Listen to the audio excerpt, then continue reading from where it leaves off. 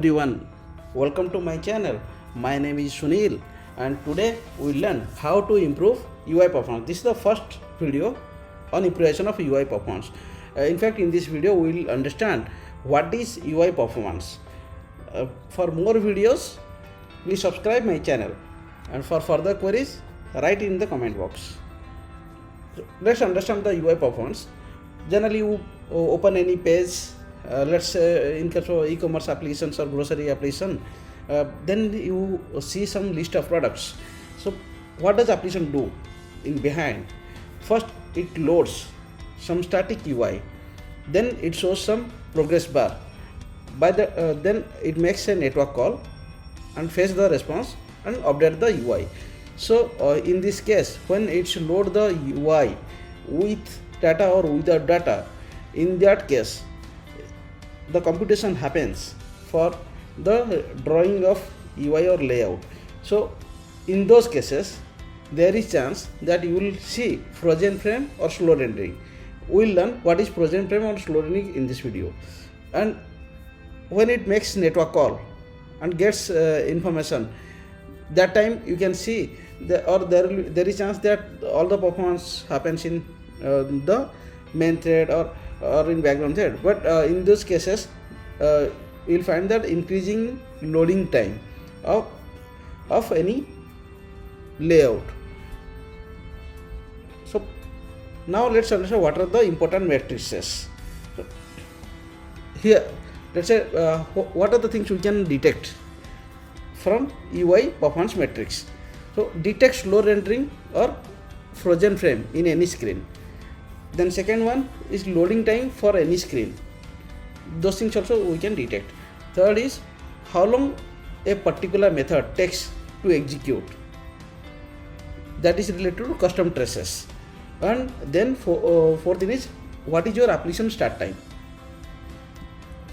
Now what is application start time?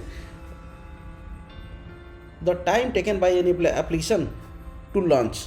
Means when you click on launcher icon, and from that time whenever you see any screen, that is known as application start time.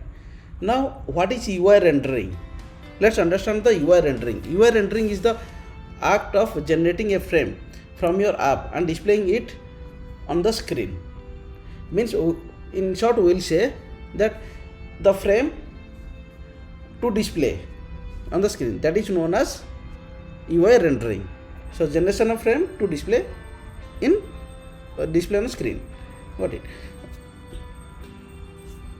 To ensure that user's interaction with your application is smooth, your application should render frames under 16 milliseconds to achieve 60 frames per second. Now what is the 60 per second? When we are saying that for smooth transition it should be 60 frames per second. 1 second equal to 1000 millisecond. That means for one frame how long it should take? 1000 millisecond by 60, it is 16 millisecond per frame. Now why 60 frames per second? From where we got that number? What does it mean by? Let's understand that and have a look on this video. This is 12 frames per second. It seems a little we can say not smooth. Then 24 fps is smooth, but you cannot see the fluid animation. Now let's watch how it looks at 60 fps. Now this is at 30 fps, so you can see animation better now. And yeah, this is 60 fps. It's smooth, but we cannot detect, or our human eyes cannot detect more than 60 fps. So as we found from the video, 10 to 12 fps doesn't look smooth. 24 fps means frames per second, allows human eyes to see fluid motion. And for human eyes 60 fps is considered a sweet spot. It is good for animation, and most humans can't perceive the benefits of greater than 60 fps. If the frame size is, or if the frame rate is greater than 60 fps, then our eyes can't catch it. So there is no benefit of making higher fps.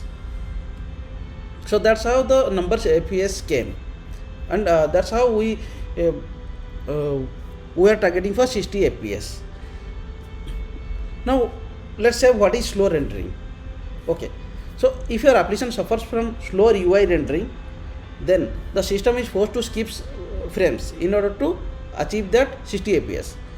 That means the user will perceive stuttering in your app. This is called junk, JANK.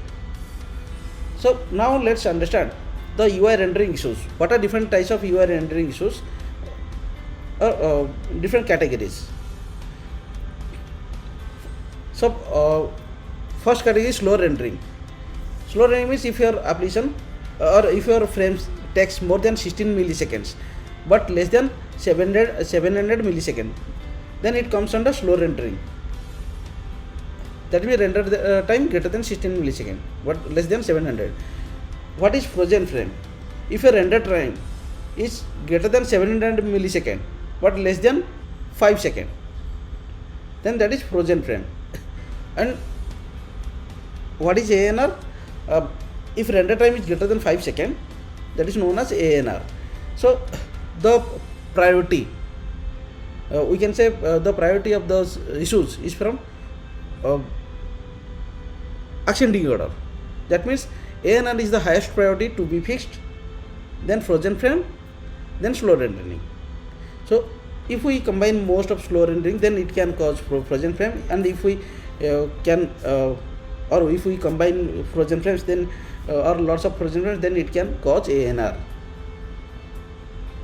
So why these UI rendering issues are important? What is the problem with that? User can see the response, okay? So rendering issues cause lots of tensions and uneasiness for user. Definitely we are building any application for the user, and if user doesn't feel good with the application, then user will get frustrated, and UI rendering issue will cause that problem. That's why it's more important to fix the UI rendering issues. How to identify this junk, that slow rendering issues or frozen frames? First is by visual inspection. Our human eyes can catch those differences. So that is, we can say, we can achieve by manual testing, by looking into those frames. And then there is another systrace, that IDE, Android and iOS IDE gives us another tool where we can monitor and get the system traces for any screen, where we can detect the GPU and CPU usage. Based on that, we can identify the junk. And then third approach is custom performance monitoring. So this can be, or Firebase can be used for the third. So what is the problem with the first or second? So first or second approaches, it's for your test, or it's for your dev code base or dev applications. But for user point of view, we cannot see how, or we cannot detect how the user gets the behavior of our application. That means we need something which is on release mode, or which can be shipped, and that's where the Firebase performance comes to the picture. So custom performance monitoring on Firebase, that helps us to resolve those issues and to detect those issues.